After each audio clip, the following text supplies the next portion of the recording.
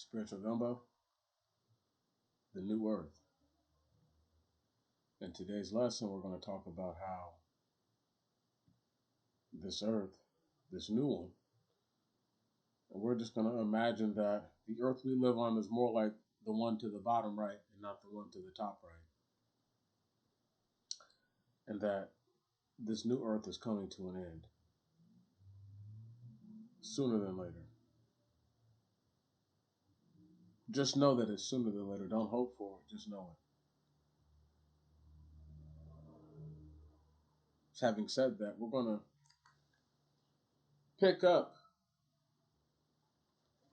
in the book of Revelations first, just so I can read to you things that not just necessarily counter what is being said, but we can understand some of these measures are truly grandiose and things that we've never heard of. I'm just going to read the one verse, and I think it will actually give credence to what I'm about to get at. Chapter 21, verse 1. And I saw a new heaven and a new earth.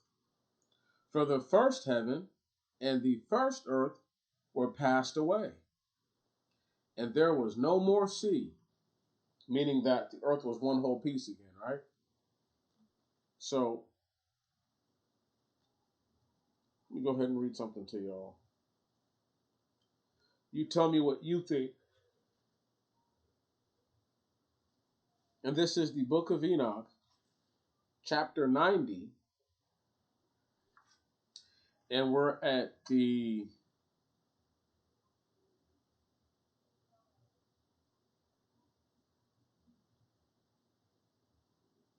24th verse.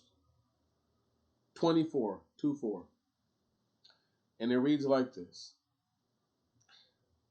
And we're reading this to give credence to understanding that there will be a new earth, just not the one that's described in the book of Revelation.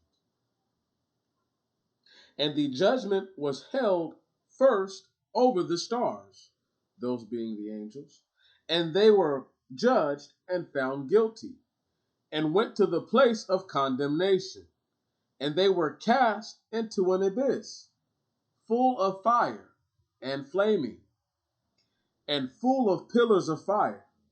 And those 70 shepherds, those would be the shepherds who are leading the people from the days of old till now, were judged and found guilty, and they were cast into that fiery abyss. And I saw at that time how a like abyss was opened in the midst of the earth, full of fire.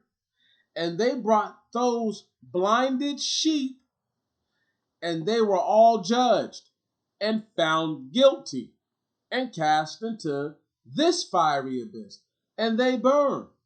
Now this abyss was to the right of that house, and I saw those sheep burning and their bones burning.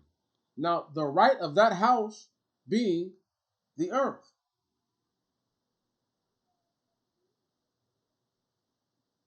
If you want to say that the right of that house is the heavens, go ahead and say that. But it tells us that the abyss was opened up in the midst of the earth. So for this abyss was to the right of the house, that means it's to the right of the earth.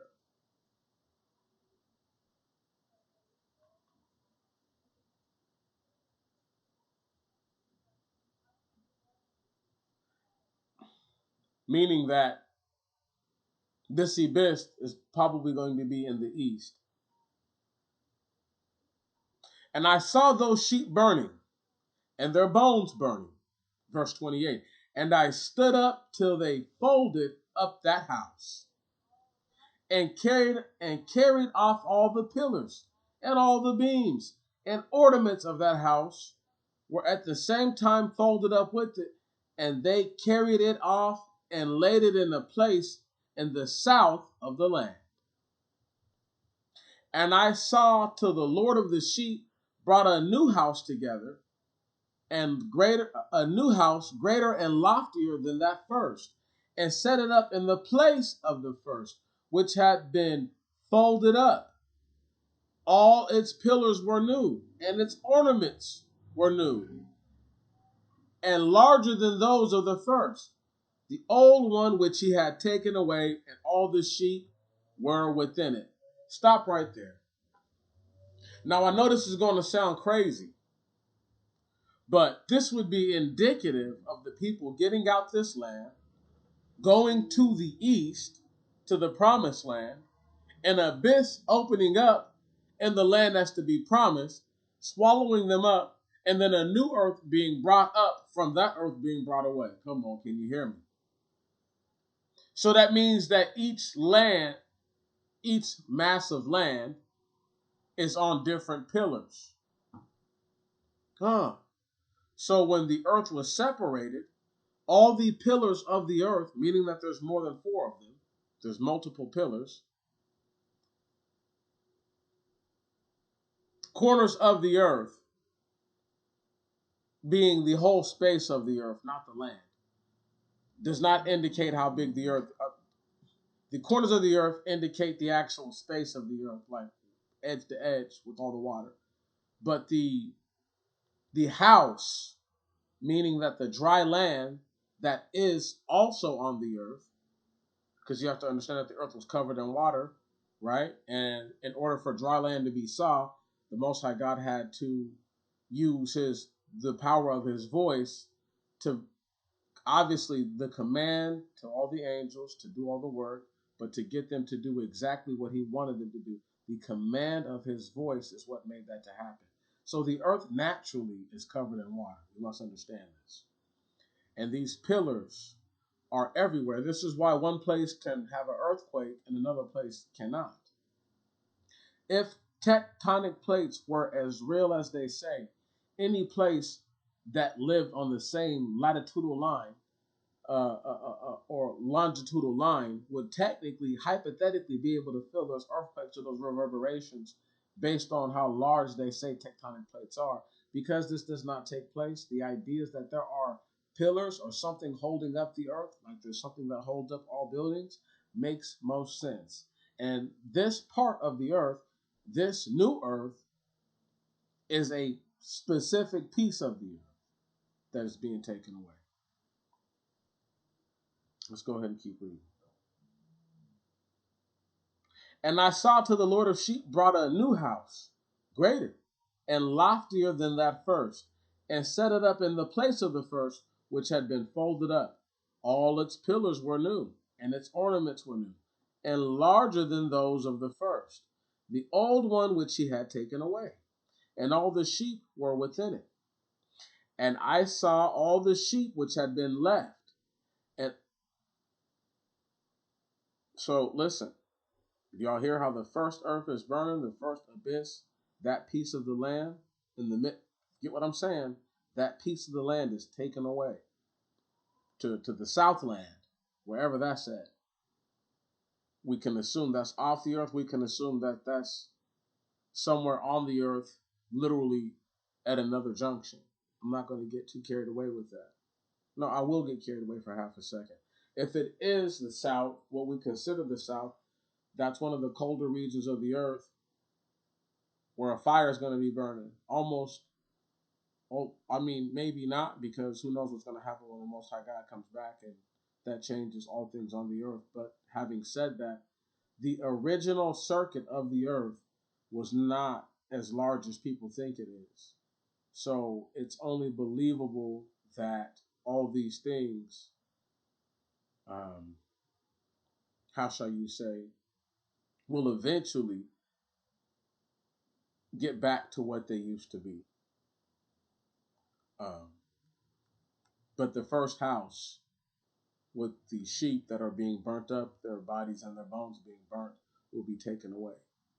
But the earth itself will get back to a sense of what it was, and the circuit of the earth will be the size that it was before any of these things took place, i.e., the fall of the angels, the stars, and the misleading of the sheep by the shepherds. Let us keep going.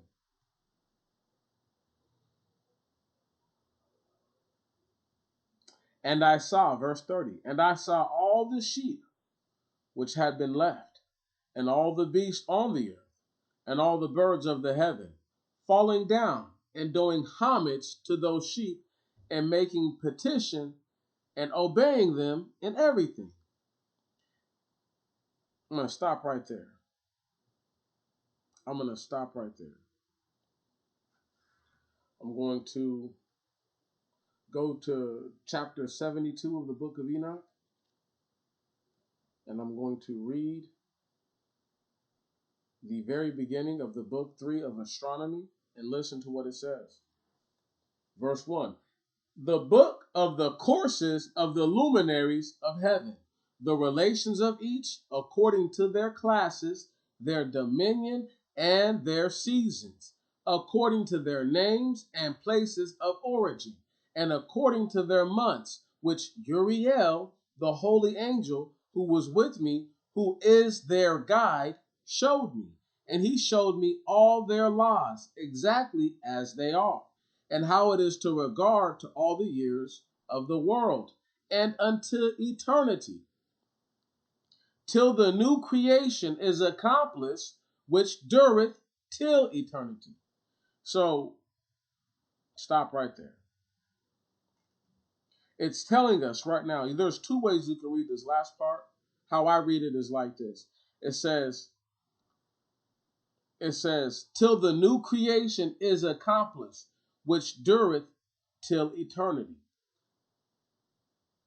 I see it like it's telling us that the earth we're on is going to last until this eternity of time is up. And eternity is a measurement of time. It is not forever.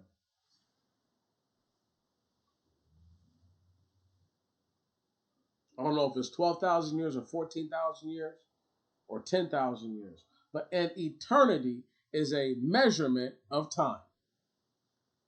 Now, one could also come to the conclusion that it's saying that the new creation will last in eternity. But I beg to differ and to say that because it speaks to us and it says just this, and how its regard to all the years of the world and unto eternity, till the new creation is accomplished, which dureth till eternity. So you could argue that it means that the new earth is going to last in eternity. But the most sensible, direct, straightforward, and logical argument is that it's speaking on the earth that we live on now will last until the eternity is fulfilled. Come on. This is why, and this is, listen, the new creation. Now, what makes y'all think that the Most High God is going to recreate his heaven?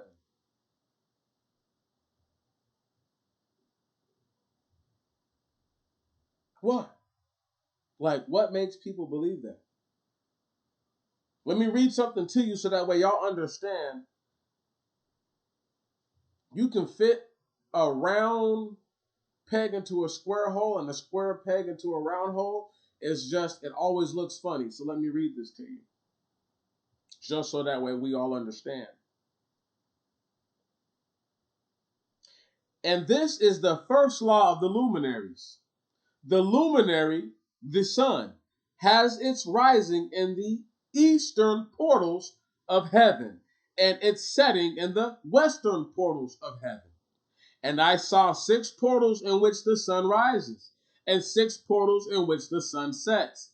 And the moon rises and sets in these portals. And the leader of the stars, and those whom they lead, 6 in the east and 6 in the west, all following each other in accurately corresponding order. Also, many windows to the right and to the left of these portals. And the And first goes forth the great luminary, named the sun. Listen to this part. And his circumference, meaning his circular measurement, is like the circumference of heaven. And he is quite filled with illuminating and he is quite filled with illuminating and heating fire. Stop right there. It says his what circumference is like what? His circumference is like the circumference of the heaven. My point being this. Did it say that his circumference is like that of the earth? No, does not. Does not. I think if the earth was truly a circle, we would know that. That's neither here nor there. That's just me speaking to it so that way everybody can understand. Now, once again, let me read to y'all one more time. The book of Revelations. I wanted to say generations. I don't know why. I was thinking of Genesis and Revelation at the same time. But here we go. And I saw, chapter 21, verse 1, and I saw a new heaven and new earth, for the first heaven and the first earth were passed away, and there was no more sea. Stop right there. Did anything I read to you talk about obliterating whole bodies of water? Somebody tell me. Somebody go ahead and tell me. Yes or no? See, this is what I'm talking about right here, is when we can be honest with ourselves, then we can have that discussion. Brothers and sisters, I bless y'all. I salute y'all.